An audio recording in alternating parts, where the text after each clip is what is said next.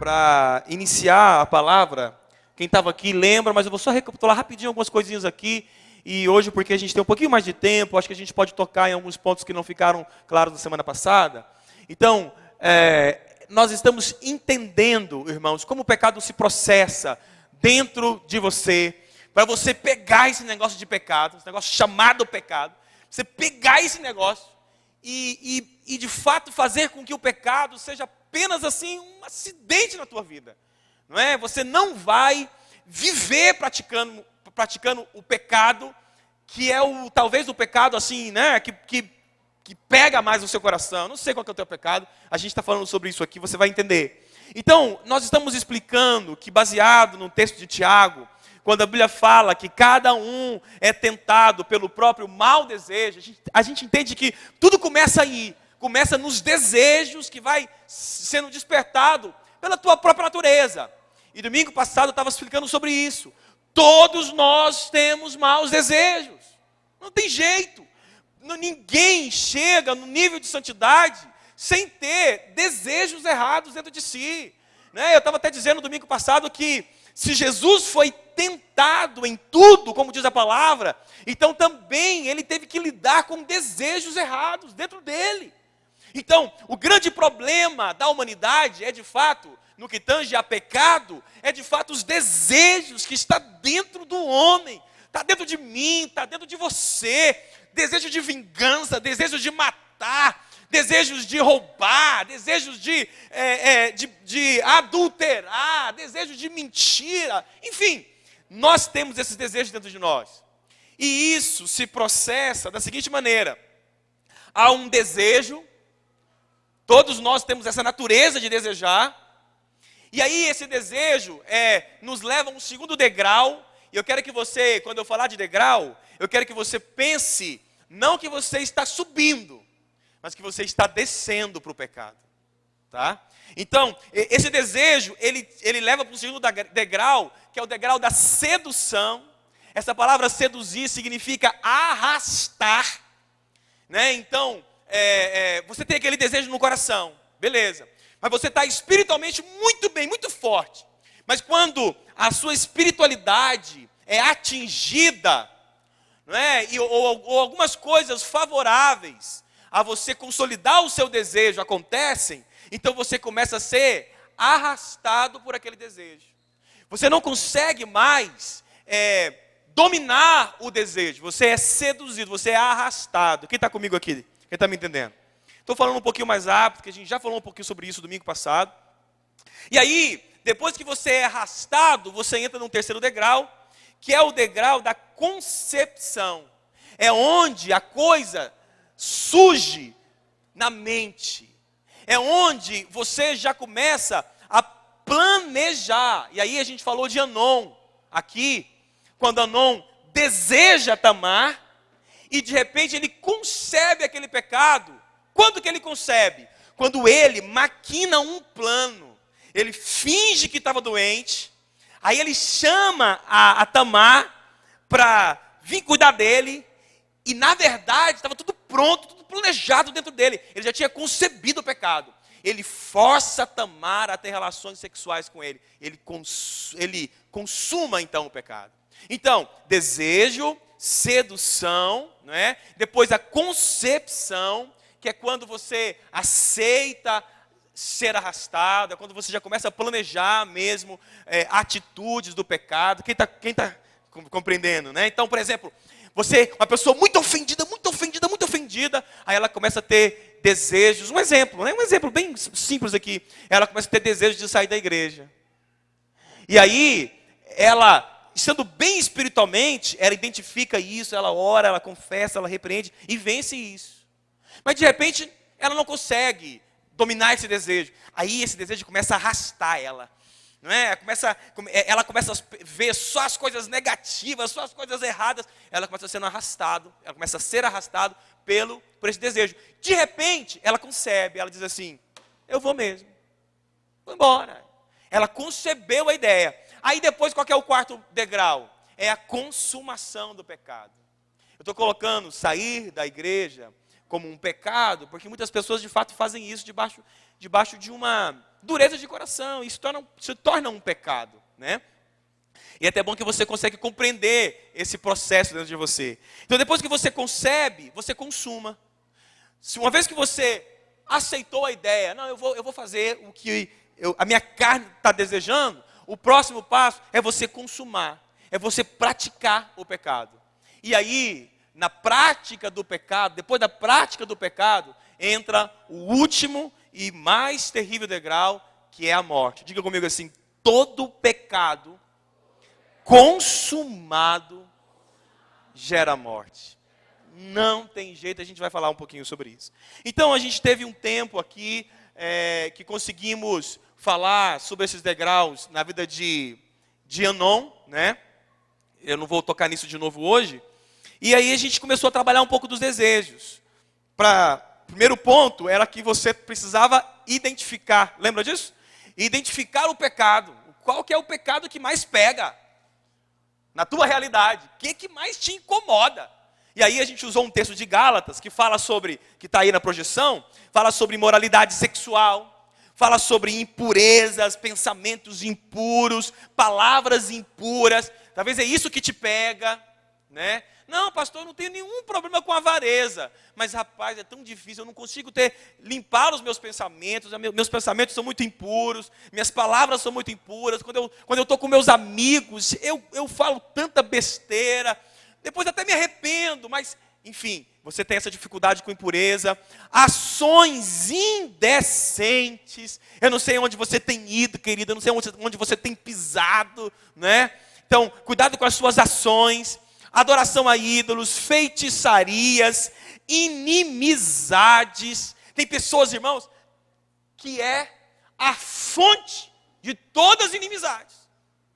Ele gera isso, é o problema dele. Ele gera inimizade. Ele tem que perceber que esta é a luta dele contra o pecado. É aí que o diabo mais atua na vida dele, né? Então, inimizades, brigas, ciumeiras, né?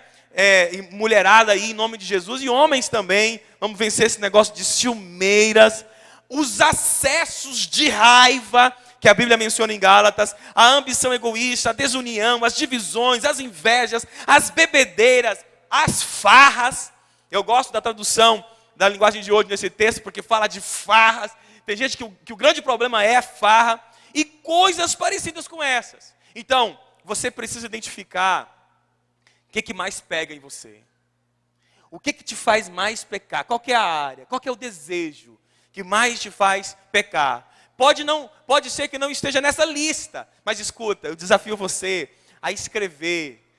Escreve num lugar que ninguém vai ler, bem escondidinho se for o caso, mas escreve quais são as suas maiores tentações. Sabe, seja claro, seja consciente. É aqui, ó. É aqui que é a minha tentação. Se é aqui que é a minha tentação, o diabo vai focar as forças aqui. Entende isso, irmãos? Eu até estava contando, por exemplo, eu não sou tentado, nunca, a pegar o que não é meu. Eu não sou tentado. Pode ter R$1.000 aqui, se não é meu, eu não sou tentado. Eu até lembro de um dia que eu brinquei, escuta, eu brinquei com a minha esposa. Eu trabalhei num banco, né, todo mundo sabe disso, e aí eu trabalhava numa tesouraria. E teve um dia lá, assim, que aconteceu um depósito muito específico e tudo mais. E havia R$4 milhões em cima da mesa, assim. Aí eu tirei uma foto, né? Eu não tirei foto, mentira. Eu estou aqui no tempo do WhatsApp. Não tirei foto, mas eu liguei. Eu tirei uma foto com um palm top, lembrei. Eu lembrei de alguma coisa assim, depois estava pensando, na época eu não tinha, enfim. E aí a gente tirou uma foto, né? E eu liguei para minha esposa, liguei brincando com ela. Amor, arruma as malas rapidinho, que eu estou chegando aí com R$4 milhões. Poxa, mas aquilo era uma brincadeira. Não me tenta, não é uma tentação para mim. Então escuta, irmãos, dificilmente o diabo vai me armar uma cilada para eu pegar dinheiro, ou aquilo que não é meu, porque não me tenta. Mas você tem que saber onde é que o diabo te pega. Entende? Pastor, ele me pega quando na rejeição, eu não consigo ser rejeitado.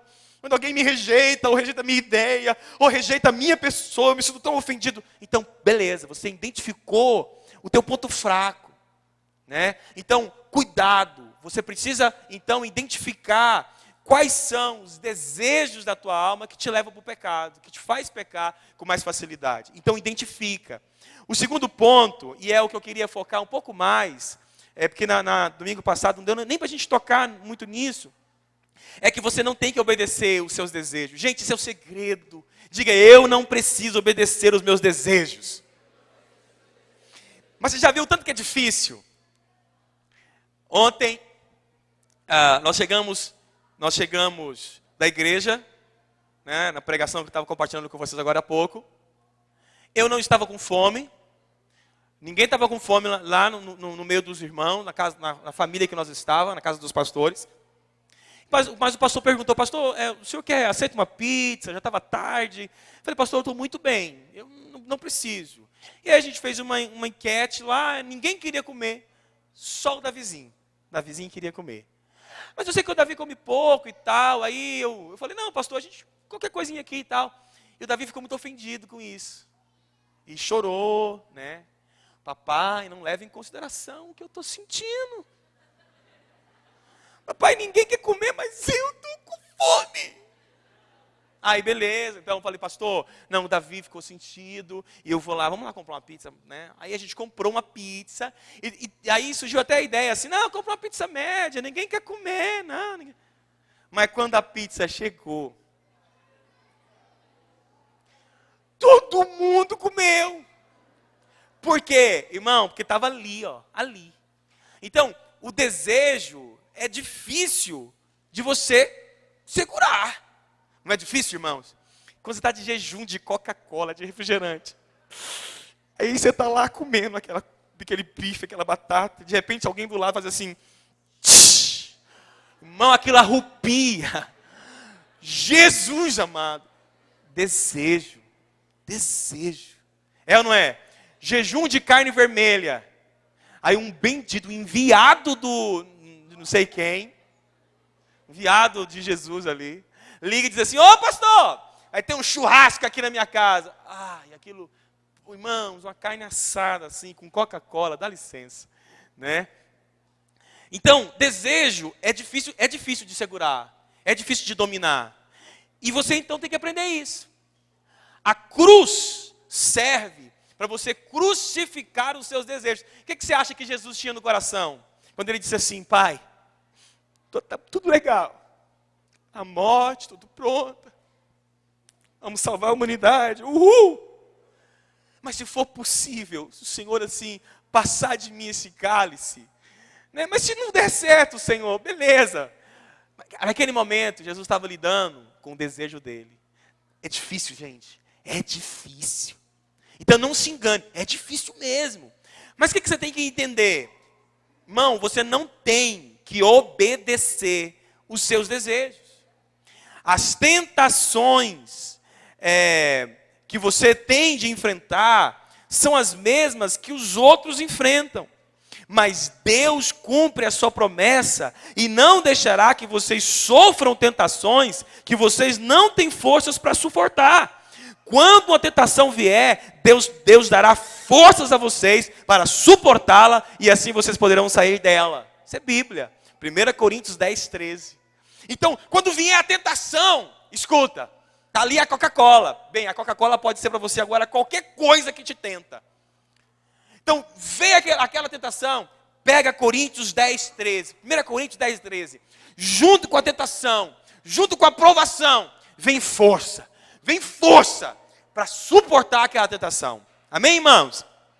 Outro texto que está aí na projeção é Efésios 2, 3, que diz, de fato, todos nós éramos passado como eles e vivíamos também no passado, de acordo com a nossa natureza humana, fazendo o que o nosso corpo e a nossa mente queria.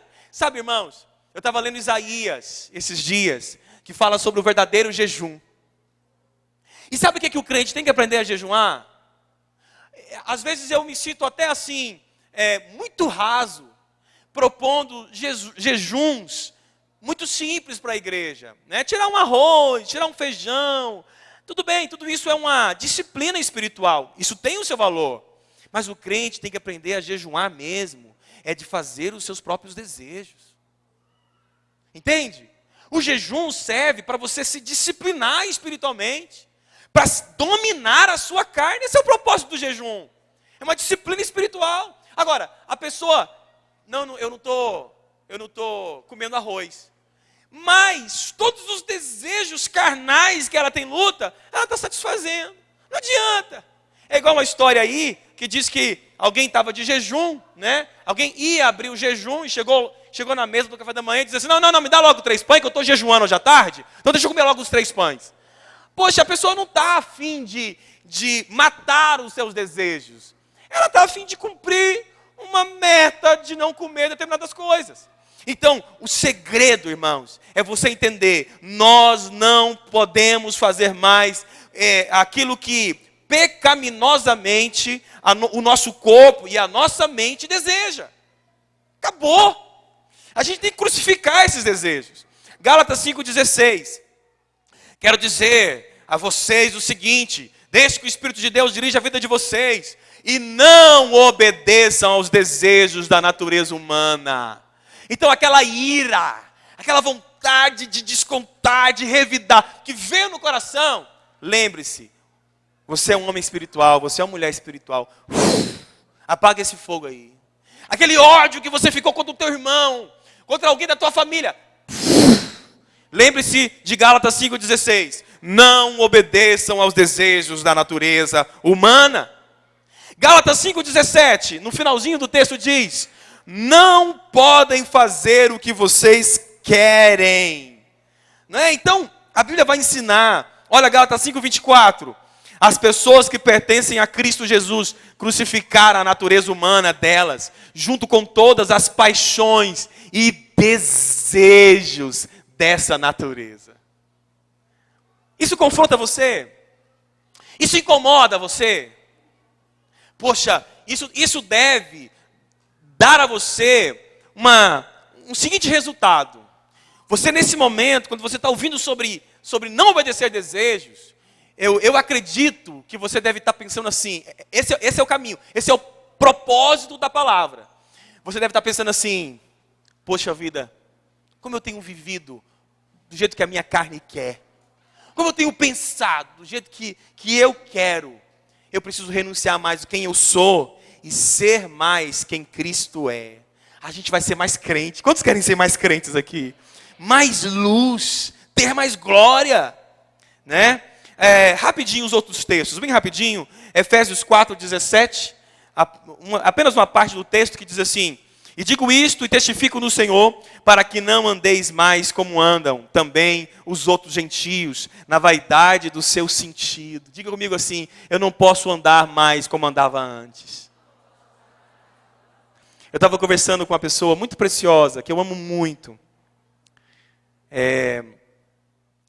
A gente tem que ter muito cuidado para não denunciar ninguém, né? Aí a gente estava conversando com alguém que eu amo muito. E aí essa pessoa disse assim, se fulano fizer tal coisa, eu não dou conta não.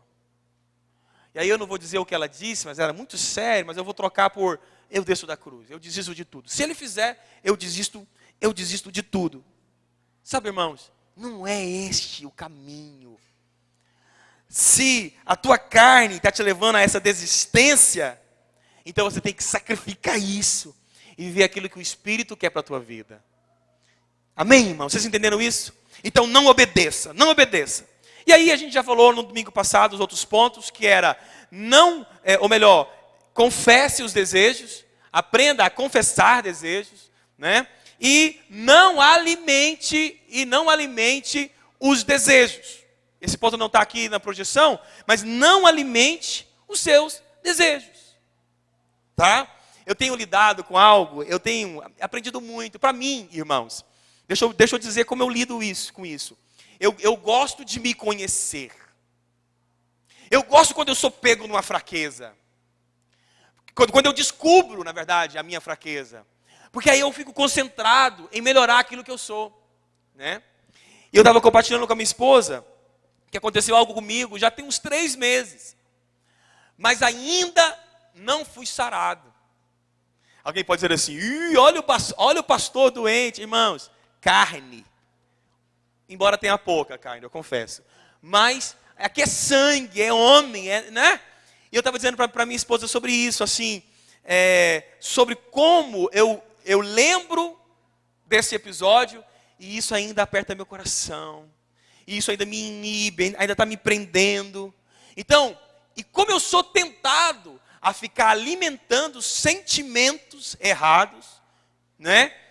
Por aquela situação. Vocês conseguiram compreender? Embora eu não queira ser muito claro aqui, não é? Então, às vezes, você está alimentando sentimentos contra pessoas. Então, não alimente, tá? E se o problema teu, por exemplo, como eu disse aqui, se o teu problema é dentro da sexualidade ou da sensualidade, então fuja de tudo que alimente essa sensualidade dentro de você. Fuja de música, fuja de filmes, fuja de imagens, fuja da internet, de todos os canais que alimenta esse desejo. Esse é o segredo. Aí, o segundo degrau, que é o degrau do encantamento, que como nós já falamos também um pouquinho sobre isso domingo passado, eu quero só reforçar este ponto aqui. Você tem que quebrar o encantamento. Né? Quem aqui já estava assim, com seus sentimentos tão aquecidos para cometer um pecado? Quem já passou por isso? Muito desejo, o desejo estava tão forte dentro de você, você estava perto de pecar. Quem já passou por isso aqui? Nossa, que legal, quase ninguém peca aqui na igreja. Acho que a gente não precisa nem pregar sobre essa pregação aqui hoje. Um dia, eu era ainda adolescente, e aí a gente estava no grupo de pessoas, só de jovens assim, e Deus me trouxe um texto de Provérbios que fala sobre o adultério. Aí eu fiquei meio sem graça de falar sobre adultério naquele grupo de jovens ali, todos solteiros. Mas eu falei sobre adultério. Moço, depois no outro dia, um irmão veio falar comigo, chorando. Ele disse assim, pastor, aliás, não era pastor, não foi pastor porque eu ainda não era pastor. Ele disse, irmão Renato, se você não dá aquela palavra, eu iria cometer um grande pecado. Se você não fala de adultério, deixa eu dizer o que estava armado. Aí ele foi me compartilhar. Ele disse assim, eu estava com tudo acertado. A gente estava numa reunião, se não me falha a memória, era pela manhã, de oração. Aí ele disse assim, eu estava com tudo acertado, com a minha vizinha. O marido dela ia sair para o trabalho, e eu ia lá, pensa nisso, irmãos. Eu ia lá, né, namorar a vizinha. Pensa num negócio desse. Tava tudo, como é que é? Ele ia adulterar. Estava tudo organizado. Ele estava arrastado para aquilo. Entende isso, irmãos? O desejo estava muito pronto, o coração dele batendo forte. Mas aquela palavra, por conter a glória de Deus, ela quebrou o encantamento. Então, eu quero muito que você aprenda isso. Muitos pecados, quando passados por essa fase de desejo, e entra nessa fase de sedução, você precisa entrar com uma ação divina para quebrar o encantamento. Entendeu isso, irmãos? Entendeu isso? Por exemplo, o seu pecado pode ser uma profunda mágoa de alguém. E quando fala o nome da pessoa, você vira um monstro. Aquela coisa do Hulk, né? Enquanto não é, como é que é o nome do ator lá? Que não é o ator não, o Hulk sem ser o Hulk. O Bruce, né? Então, mas Bruce não é o Batman? Bruce Banner, Aí, olha só. Aí, quando não fala o nome da pessoa que você morre de raiva dela, você é esse Bruce Banner. Mansinho, fala mansa, óculosinho na cara, tranquilo. Mas quando fala a pessoa, o nome da pessoa, que você não gosta, você vira... Não, eu não vou fazer nada aqui não, porque tem um Hulk aí de um programa de televisão, e eu vou ficar aparecendo aquele Hulk daquele programa de televisão. Então, gente, mas escuta, não se transforme no Hulk. Quebra esse encantamento na tua vida. Entende, irmãos? Entende isso? Então, alguma coisa entrou no teu coração. Algum desejo entrou no teu coração. E isso está te arrastando para fazer algo que não é de Deus. Está te arrastando. Quebra o encantamento. Agora, como você quebra o encantamento? Escuta, peça uma oração para o teu pastor, para o teu discipulador. Entra para o teu quarto e vai orar. Vai ler a Bíblia. Coloca uma canção espiritual que fala no teu coração. Né? E aí eu não vou nem sugerir nomes, porque eu conheço pessoas que ora e adora com rock. Tá, eu não vou contar quem é. Mas tem gente que faz isso. Faz isso. Fazer o quê? Gosta. Mas se é a sua canção, vai para lá. Ora, vai na unção. Quebra o encantamento. Quebra o encantamento. Quem está comigo? Quem está me entendendo aqui? Diga amém. Quebra esse encantamento. A ação maligna entrou na tua vida e você está com uma depressão profunda. Você não quer sair de casa, você não quer fazer nada. Irmãos, eu sei que isso é forte. Escuta, você precisa quebrar esse encantamento. Quebrar esse sentimento que está te dominando. Como? Aí você vai ter que se descobrir. Não é? No meu caso, eu, Renato Ribeiro da Silva, o meu caso, eu quebro o encantamento com a palavra. Eu amo, assim, eu entro na palavra, eu vou ler a palavra, às vezes eu não estou conseguindo me concentrar, eu dou uma sacudida na cabeça, quem me vê vai pensar que eu estou meio doido. Mas eu estou ali entrando na palavra, conhecendo, de repente o Espírito Santo traz um texto forte no meu espírito, e aquilo quebra o encantamento. Entende isso? O desejo errado, o pensamento errado, tudo é quebrado. Porque a glória de Deus, a unção de Deus quebra com o jugo. Quem está comigo aqui? Por isso, irmãos, que é tão importante nós vivermos a glória. Porque senão você fica dominado das coisas naturais e carnais. Poxa, eu tenho que dizer isso de novo, você tem que entender isso. Por isso que é muito importante você viver a tua vida espiritual, edificar-se espiritualmente. Leia muito, ore muito, jejue muito, adore, gaste tempo em oração. Porque senão, meu irmão, você vai ter fé em Jesus, mas vai ser uma pessoa totalmente dominada pela tua carne. Aí não tem graça. Nós temos o privilégio de sermos espiritualmente maduros. E vamos viver rasos na nossa espiritualidade e sermos dominados pela carne. Isso não é vida cristã. Então você tem que aprender a quebrar este encantamento. Beleza. Terceiro degrau, que é o degrau da concepção. Conceber significa planejar, criar. Olha a definição do dicionário da língua portuguesa. Criar ou inventar, desenvolver alguma coisa a partir da imaginação. Pronto. Desenvolver alguma coisa a partir da imaginação. Criou. Teve um testemunho. Não sei se o Jader está aqui hoje. Vou expor o Jader aqui hoje. Depois, se você não gostar, a gente pega aquele negocinho dos homens de preto e dispara aqui para todo mundo esquecer. Então a gente era adolescente, a gente era menino. Eu era adolescente, eu já era um pouco mais entrado em idade. E meus pais passaram, a gente estava num processo de mudança para Palmas. E ficamos, eu, Jader, Thalita foi? Thalita foi ou Thalita ficou? Acho que ela ficou também, né? Naquela época. Ela foi. Thalita era bebê.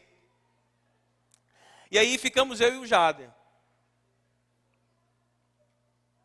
Nós ficamos um mês na casa de parentes aqui. E de repente, numa tarde, some da casa. Acho que eles foram em algum lugar, não me lembro muito bem. E não aparece o meu irmão e um primo. Cadê eles? E nada, e sumiu, e vai, e não sei o quê. Eu não sei quanto tempo ficou, se foi à noite, eu não sei como é que foi. Só sei que encontraram, ou acharam eles, na nossa casa, porque a gente não estava na nossa casa.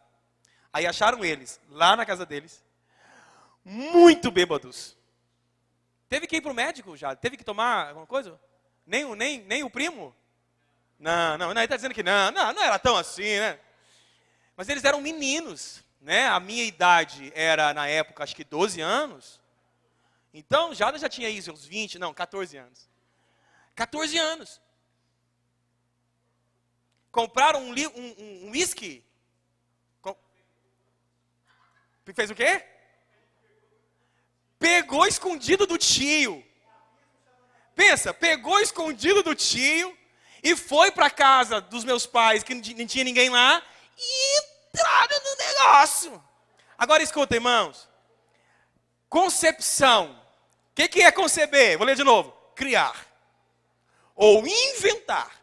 Desenvolver alguma coisa a partir da imaginação. Então escuta, eles tinham desejo. Quando eles tinham desejo, um exemplo, né? Quando eles viram o uísque lá na casa do tio, aquilo arrastou eles. Ninguém quebrou o encantamento, eles conceberam a ideia. Vamos para casa que não tem ninguém e vamos encher a cara. Meninos, irmãos, meninos. Então quando eles conceberam, quando foi que eles conceberam a ideia? Quando eles planejaram, eles disseram assim, vamos fazer isso? Entende isso, irmãos? Quem está entendendo? Tem muita gente que está concebendo ideias agora. Que está planejando ir em shows aqui em Goiânia. Tem muita gente que vai sair daqui, já está planejando uma bebidinha em casa. Cuidado com esse negócio. Cuidado com aquilo que você está planejando. Então, pastor, o que eu faço? Quando o pecado já está nessa fase de planejamento na minha vida. Irmãos, a saída é uma só. Aborte o plano. Aborte o plano. Um exemplo bem claro de abortar o plano é a história de Nabal e Abigail. Quando Davi pede suprimentos e suporte para Nabal, Nabal nega isso. E Davi vai decididamente matar toda aquela família, todos aqueles empregados de Nabal. Ele vai com seus homens ao encontro de Nabal. Todo mundo ia morrer. Davi já tinha concebido a ideia de fazer uma chacina ali. Ia matar todo mundo. De repente, Abigail chega em Davi com presentes, com alimentos, com muita sabedoria. Elogia Davi. E Davi faz o quê? Aborta o plano. Cutuca o teu irmão, fala para ele assim, se tem pecado na tua vida hoje, aborte. Aborte o teu plano de pecar. Aborta. Então quando você estiver ali, diante da internet, você vai dar o último clique para abrir um site, você vai clicar numa imagem. Aborte. Aborte. A palavra diz assim, acompanha na projeção. Davi respondeu, louvado seja o Senhor, o Deus de Israel, que mandou você hoje para me encontrar, graças ao que fez hoje e ao seu juízo. Eu deixei de cometer um crime de morte e fui impedido de me vingar por mim mesmo. Ele abortou. Ele já tinha concebido a ideia de matar todo mundo. Mas o que ele faz? Ele aborta. Então, irmãos, não tenha medo de desistir da ideia de pecar. Sabe, tem muita gente que pensa que porque já planejou tudo, ele já está afundado no pecado. E talvez pode até chegar ao ponto de pensar assim, eu já planejei mesmo, agora eu vou. Não. O preço de abortar uma coisa errada é muito menor do que o preço pago de consumar uma coisa errada. Guarda isso no teu coração. Guarda isso no teu coração. O preço que você paga de abortar algo errado é muito menor do que o preço pago do pecado consumado. Não que tenha sido um pecado, mas tem uma história que é bem interessante. Eu conheço uma pessoa, uma moça, amiga nossa, que noivou. E aí você sabe que o noivado fala muito de planejamento. E a gente está falando aqui dessa fase, né, do pecado, que é a fase do planejar, do conceber. E aí, tudo pago, irmãos. Pensa num casamento que seria chique. Pensa no casamento que seria top. Parcelas feitas. Locação. Tudo arrumado. Nas vésperas. Poucos dias, amor. talvez um mês, talvez assim, bem pertinho do casamento. A filha chama o pai, fala assim: pai, é que eu acho que eu não quero casar mais com essa pessoa. Agora escuta, irmãos. Presta atenção, casamento não é uma coisa muito séria. Poxa, mas que vergonha, minha filha, você vai fazer o papai passar? Os convites já foram distribuídos para os nossos familiares. Já tem gente que comprou passagem para está tudo organizado. Não, agora você vai casar. Você acha que o pai fez isso? Nunca, nunca. Nenenzinha, quer casar não? Minha filha, não quer casar, está com incertezas. O preço que a gente vai pagar, a vergonha de dizer que está tudo cancelado, é grande. Que pena, não vamos ficar com grande prejuízo. Mas escuta, esse prejuízo nem se compara ao prejuízo que teremos se depois do casamento você divorciar, ser infeliz. Eles abortaram o casamento, acabaram o relacionamento, nunca mais se relacionaram. Então escuta, às vezes há uma pressão muito forte para você fazer algo errado na tua vida. Entende isso? Uma pressão muito forte para você cometer um erro. Lembre-se, o preço que você vai pagar de abortar uma ideia errada sempre é menor do que o preço que você paga em fazer, em consumar a ideia errada. Então, quando você está nessa fase de pecado, que a coisa está sendo concebida, qual que é a única coisa a fazer? Abortar. O que você vai fazer, irmãos? Abortar. Aborta o plano. Tá? Caminhando para o final. O quarto degrau é a consumação. É concluir. É praticar. É fazer. Já era. Eu consumei o pecado. Poxa, então o que eu tenho que fazer? Primeiro, confissão e arrependimento. Não esconda o teu pecado. Não esconda isso. Isso vai feder para todos os lados. Eu me lembro de uma vez que um rato morreu lá em casa.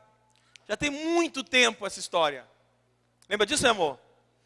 Ninguém conseguia achar onde estava o rato. Ninguém. E a casa fedia, a casa toda. E nós olhamos e de vez em quando parece que a caatinga vinha do quarto. E depois parecia que a caatinga vinha do banheiro. E depois parecia que vinha de fora. Muito tempo com a casa fedendo. Até que descobriu que ele estava, acho que num buraco de um armário debaixo da pia. Dentro de uma caixa. Aí descobriu, estava ele lá. Fedendo. Sabe, irmãos? Sabe por que as coisas... Escuta, uma das principais razões das coisas não estarem prosperando na sua vida, as coisas não estarem fluindo com graça, com abundância, sabe o que é? É que você está escondendo o pecado. E aí eu queria muito que você abrisse assim a tua mente para entender a ideia de pecado. Não, pastor, não estou bebendo. Tem pessoas que pensam que é isso. Sabe, irmãos, talvez bebida, não estou desprezando esse pecado de jeito nenhum, mas talvez seja o menor dos problemas. Para mim, existem tantos pecados aqui no nível da tua mentalidade, entende?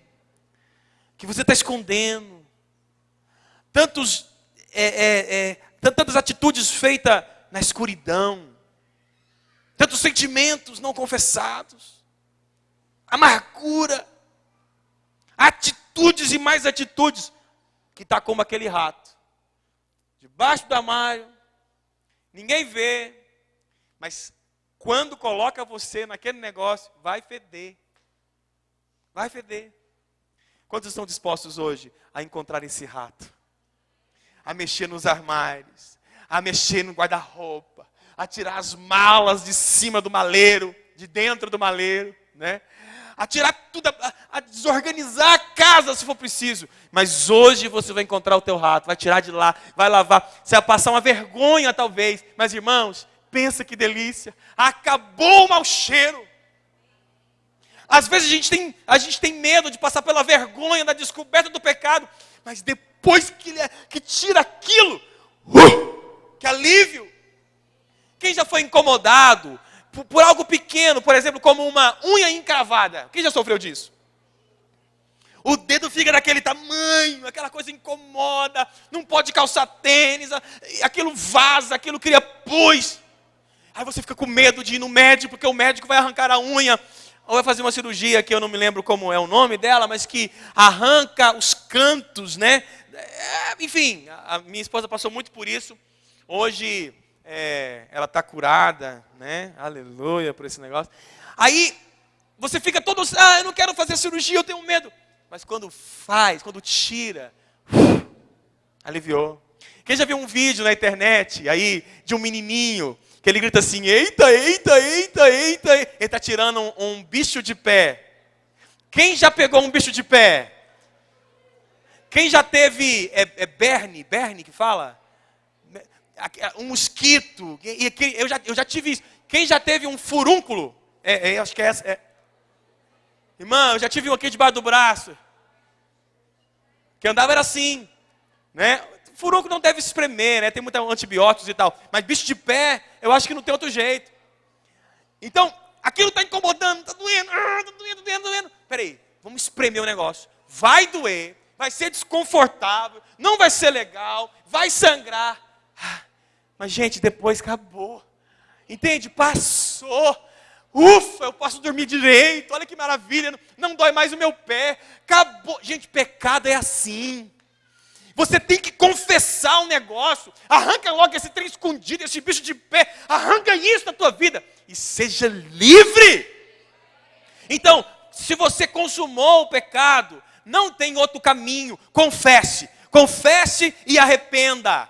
Tiago 5,16. Portanto, confesse os seus pecados uns aos outros e façam oração uns pelos outros para que vocês sejam curados. Vê que toda essa comparação com unha encravada, com bicho de pé, com não sei o que mais, tem base bíblica. A confissão é a cura. Acabou a dor. Outra coisa que você tem que aprender depois que você confessa fuja da repetição. Fuja. Aí, o caminho, Mateus 5, 29 e 30. Portanto, se o seu olho direito faz com que você peque, arranque-o e jogue fora. Quem está fazendo pecar aqui, irmãos? É o olho direito. Não é o olho direito que está levando você a repetir o pecado? É ou não é? Então, o que você tem que fazer? Arranca. Fugir da repetição, é arrancar. Né? Deixa eu terminar de ler o texto para a gente compartilhar.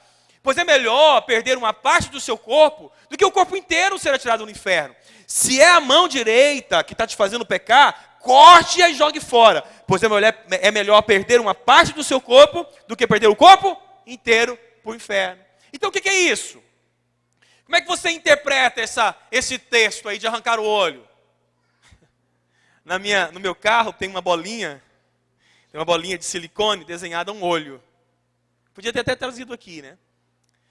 Obviamente, ninguém... Tem histórias, não vou entrar em detalhe, mas tem história de pessoas que decapitaram o corpo. Pessoas meio doidas. Que decapitaram o corpo porque disseram que aquela parte do corpo os fazia pecar.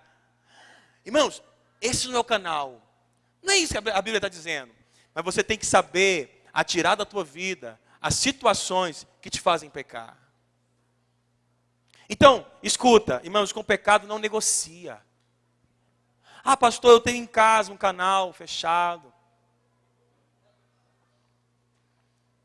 E eu pago lá um canal lá. E lá tem de tudo, pastor. E aí o problema é que quando todo mundo vai dormir, ou quando não tem ninguém em casa, eu vou em alguns canais. Pastor, eu não dou conta, pastor, de não entrar naqueles canais. O que você está fazendo que você não cancelou esse canal seu fechado ainda? Arranca esse olho. Entendeu? O que eu vou falar para minha mulher? Fala para ela que você está assistindo coisas pornográficas. Pronto. Amor, eu estou cancelando, porque quando você vai dormir, eu estou pecando. Ah, mas para de manter fachada, irmão. Não dá uma agonia desse negócio. Muito santo. Sai disso, está em pecado, arranca logo esse negócio. Né? Você não tem que ser mais forte ou tem que ser bonito. O importante é ser limpo. Ô Senhor, guarda-nos nisso. Ah, não, meu problema o meu pecado está em... Deixa eu mudar aqui de foco, né? Está no futebol. Ah, toda vez que eu jogo bola eu brigo tanto. Para de jogar bola. Aproveita que você é ruim logo e já para com esse negócio. Se fosse bom, estava na seleção brasileira. Ou na seleção argentina, não sei. Arranca, entende? Arranca a oportunidade. Tem alguma coisa que está te fazendo pecar? Meu irmão, tira essa oportunidade. Né? Se é um emprego que te faz pecar, começa a orar. Para que Deus mude essa história. E arranque aquilo que te faça repetir o seu pecado. É importante você entender isso. Para quê? Para você não desenvolver o hábito, que é o próximo ponto. Não desenvolva o hábito. Então, como é que se processa a coisa quando você consuma o pecado? Quando você pratica. Beleza, pratiquei. Então, primeiro, confessa e arrependa. Segundo, quebra as pontes. Não vá mais pelo caminho que você caminhou para aquele pecado. Por quê? Para você não desenvolver o hábito. Irmãos, quando você cria o hábito com o pecado, então é muito difícil você separar o pecado de você, porque o hábito já é seu. Quem está entendendo aí? Quem está me entendendo? Então você tem que fazer de tudo para não desenvolver o hábito. Eu gosto muito desse texto. Eu vou pular e mostrar esse texto de Provérbios. Olha só. Guarda esse texto no teu coração. Provérbios 30, 20. Uma esposa infiel age assim. O que é a esposa? Compara a esposa aqui com uma igreja. É você. Uma esposa infiel age assim. Como é que ela age? Comete adultério, ou seja, ela peca. Mas depois ela toma um banho e depois diz: não fiz nada de errado. Tranquilo. A mulher é casada, aí ela comete adultério, aí ela toma um banho, ela está com esse hábito tão desenvolvido, que ela toma um banho e diz assim: não fiz nada de errado. Sabe, para mim, irmãos, é a cabeça do crente que desenvolveu o hábito. Um exemplo, ele trabalha, né? Ele recebe o salário dele, aí ele não dizima. Mas isso para ele não é problema, ele nem sente nada com essa infidelidade. Ele vem para a igreja, ele cultua, ele lidera. É a esposa adúltera que peca, aí ela toma um banhozinho e diz: não fiz nada. Está tudo tranquilo.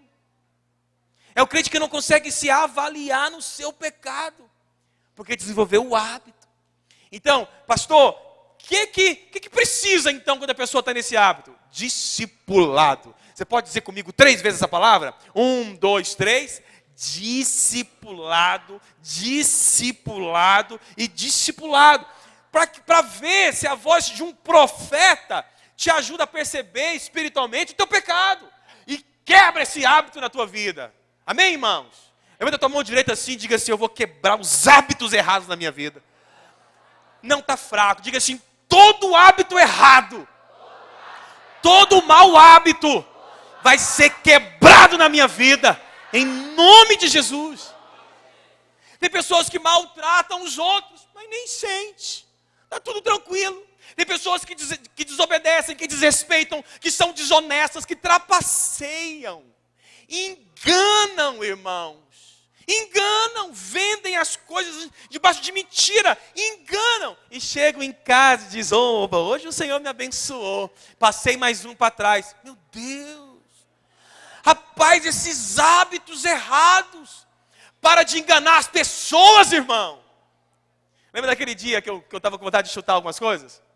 Eu estou sendo tentado com essa caixa aqui do lado aqui, porque é um propósito tão santo, eu não posso chutar.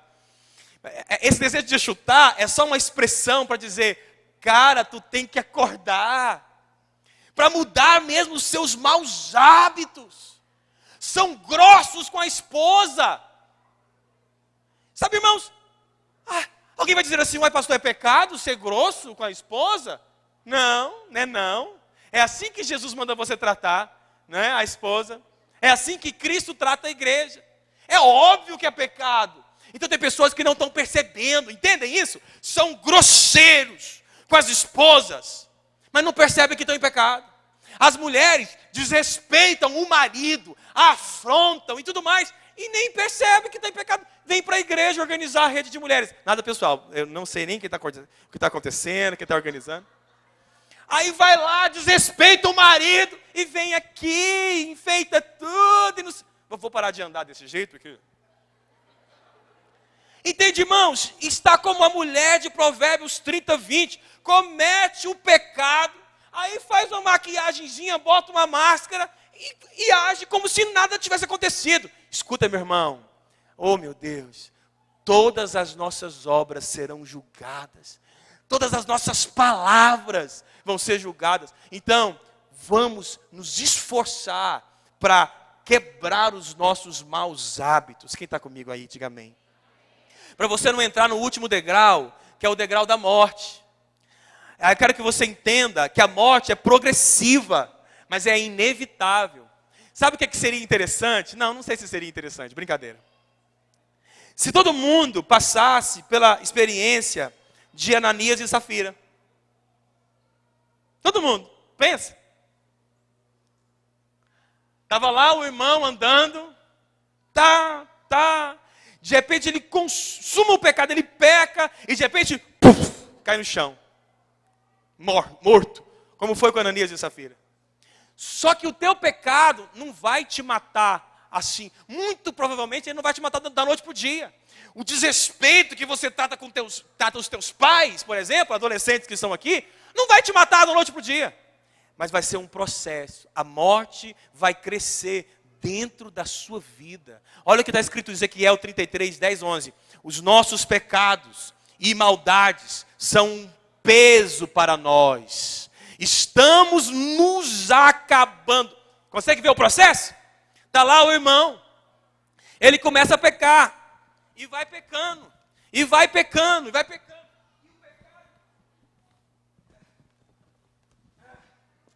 Não está pesado isso aqui nada? Mentira. Mas eu estou só ensinando. E o pecado está ali. Olha o texto lá. Os nossos pecados e maldades são um peso para nós. Estamos nos acabando. Como podemos viver? É o pecado. Pesando. Te causando morte. Te levando para a morte. Não é? E aí continua dizendo assim o texto de Ezequiel. Diga-lhes que juro pela minha vida que eu, o Senhor Deus, não me alegro com a morte de um pecador. Eu gostaria que ele parasse de fazer o mal e vivesse. Parasse de fazer o mal e vivesse. Porque fazer o mal leva à morte. Povo de Israel, pare de fazer o mal. Por que é que vocês estão querendo morrer? Que texto, irmãos. Quando nós fazemos as coisas erradas, nós estamos atraindo morte. Outra coisa, não pense que, não sei se essa parte está aí, está aqui sim. Não pense que as boas obras podem isentá-lo da consequência do pecado. Isso é um engano. Não, eu peco ali, mas eu sou tão fiel aqui na minha oferta. Não, eu peco, mas eu sou um líder tão pontual. Pecado não é pesado ou anulado pelo aquilo que você faz de bom.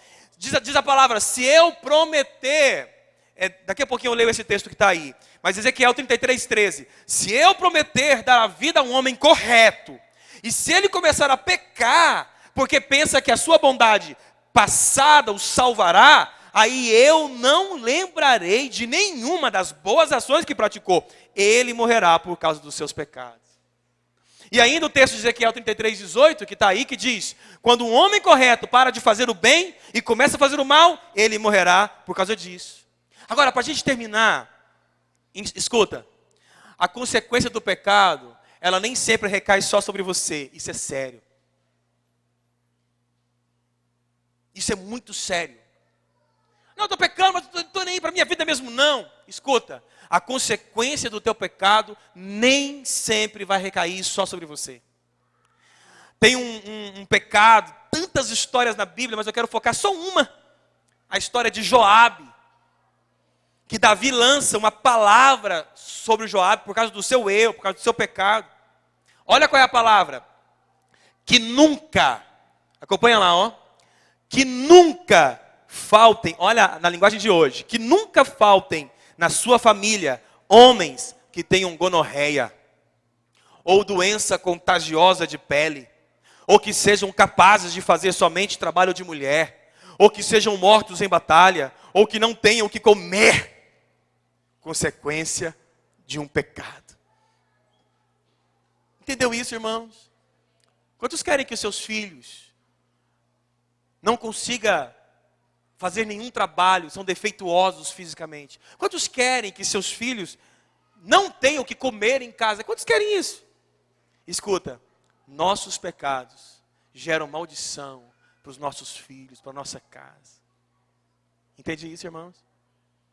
Ai, pastor, é meu filho que está pecando, mas lá em casa está um caos. Vai estar um caos mesmo. O pecado do teu filho não recai só sobre ele, prejudica toda a casa. E escuta, às vezes, irmãos, a consequência de um pecado nunca vai ser reparada.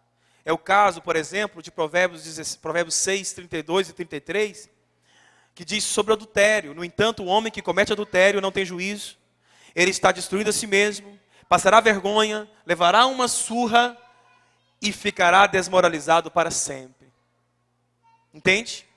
Pecados podem destruir a tua moral de modo a nunca mais conseguir ser reestruturada, ser restabelecida. Vamos ficar de pé. Nós queremos orar pela tua vida hoje, em nome de Jesus.